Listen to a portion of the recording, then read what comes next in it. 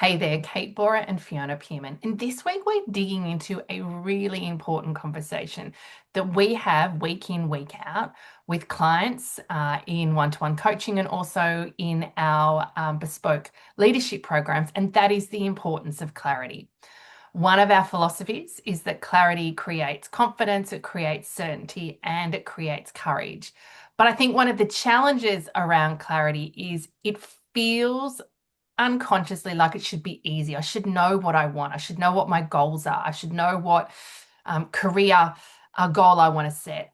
And we know that this is actually very tricky. It's quite layered and quite complex. And so it's really easy for us to trip ourselves up when it comes to getting clear about setting our goals. Yes, there is so much that's going on beneath the surface. There's so many reasons why we find it hard to get clear. And why the process of goal setting, in our experience, both in programs for women in leadership, inside organizations, but also in our coaching, people really struggle with this. How to set goals or being willing even to take the journey on deciding on making sure that they are committed to and clear about what it is they want to achieve. And there's a whole lot that sits beneath this. And we talk about this being the cost of not getting clear. It shows up in procrastination. Oh, no, I'll do that later, or I'll think about that later. Indecision, lots of missed opportunities in this space. We are constantly working with people who didn't get clear, didn't know what they wanted, and then missed out on a really important opportunity or information or things that would have helped them career wise. Let alone when we stay in the indecision and procrastination, there's often a lot of energy seepage. It feels really exhausting. We're constantly coming back to that I need to decide something, I need to get clear, but I'm not doing it. And so it's worth examining what's going on for you. And one of the places we often see this play out is people don't want to say yes and commit to a goal is because they want to keep all their options open. I want to know that I could do X or Y. I want to know that I could come back to this, or I don't want to close myself off down one pathway. And while that's quite tempting, it also keeps us stuck in terms of not committing and not getting going with something specific that's important. We often say, and this is an antidote to that kind of thinking, it's an only a no or only saying no to that particular option for now so that we can be fully focused on what matters. Yeah, I think, and this is the opportunity, right, in the Acts of Confidence program, is to really get beneath the surface. If you are someone who struggles to make decisions, to stay committed, who backtracks when you kind of decided, then this is a great opportunity for you to transform here. Because often it's what if I make a commitment, I set a goal and I fail, I don't achieve it? What does that say about me? What if it's the wrong goal? What if I get there and I don't want it? So there's a lot of stuff going on beneath the surface. Protectionist behavior, right? That actually it serves me to not get clear. The problem is when we are not clear, we don't really know what action to take, right? So that's when we stay in that procrastination loop. And equally, we're unlikely to have courage, right? Because it's like, oh gosh, number one, I'm not sure if I want it. Number two, oh, it's going to require me to stretch or to take some risks in order to take action to achieve that goal. So we stay safe, we stay small.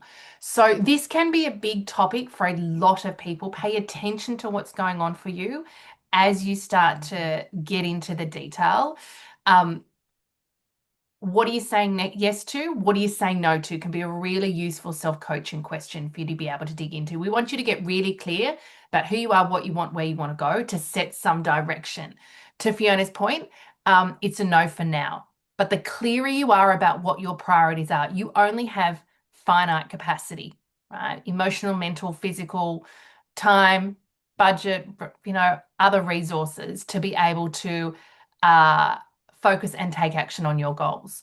So this is part of efficiency. I love one of our AOC alumni, Marcia, talks about once she got clear, all of the clutter fell away, right? Because she was laser focused, not only on what success looks like, and I think that's a really useful piece around getting what does the evidence of success look like? What does it look like, sound like, feel like? What do I hear? One of the activities we take you through in the Acts of Confidence program is there's 15 coaching questions around what your big act of confidence is. So we ask you to set that big North Star goal, something that should feel like a stretch, should feel a little bit uncomfortable. And those coaching questions are designed to get you crystal clear, really specific about what that goal looks like, sounds like, feels like, what success looks like. I think the importance here is be kind and compassionate with yourself as you're doing this. If you're struggling a bit and you're finding it tricky, that's okay. That's very normal. And starting to dig in, understand your own drivers, your own ways in which you may be limiting yourself. This is where self-awareness comes in. We've got lots of resources around that so we can better understand what's going on. As Kate mentioned, some great questions to take you into how this is playing out for me and the choices I'm going to make. And I think there's an opportunity for you to focus on who is the person who achieves this goal, actually starting to think of yourself in the future as someone who has achieved this outcome that you would so love to have as a reality in your life. Because as you do that, you start to create what we call good tension between where we are now and where you will be as you take those action steps towards that goal that you're prioritizing, that you've said is so important. The real value is the process here. It's not whether or not you get the goal so much as the fact that it provides your North Star. It gives you the direction, it gives you the way forward, and it helps you calibrate, challenge, define the mindset, the habits that are going to support you to get there.